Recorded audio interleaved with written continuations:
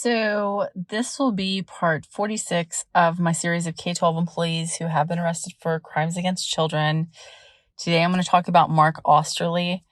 Mark Oesterle has continued to be in trouble since he originally got in trouble. And that's exactly why I'm talking about him today, because once again, he is in jail. So Mark Oesterle was originally charged in 2019 after a former student came forward and said that Mr. Oesterle had inappropriately touched her in 2015. At that time, he was charged with 3 counts of second-degree SA.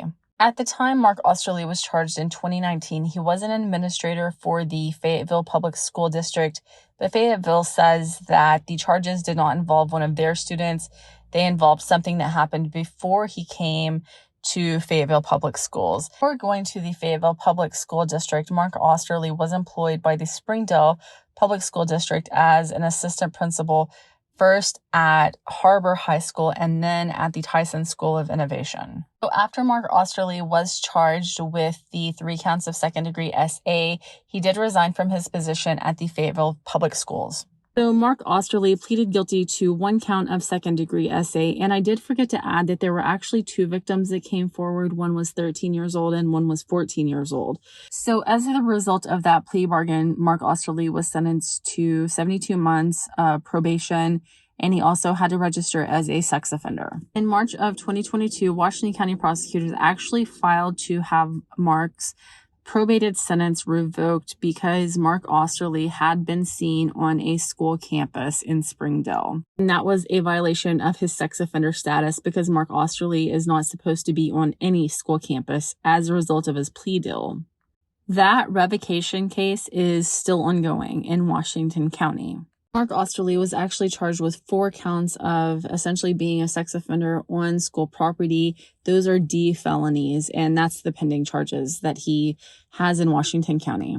The latest thing was that on June 20th, 2023, Mark Oesterle was arrested and charged with being a sex offender, failing to comply with reporting regulations. And he's been charged with 20 counts of that.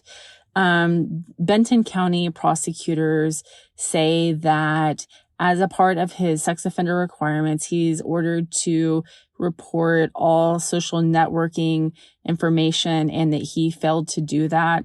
They are alleging that they removed 4 electronic devices from his home during a search, and a search of those electronic items showed that he had social networking accounts that he had not reported, even though he has contacted his reporting office over 20 times asking questions about his own requirements, and that he's been told his requirements in detail multiple times.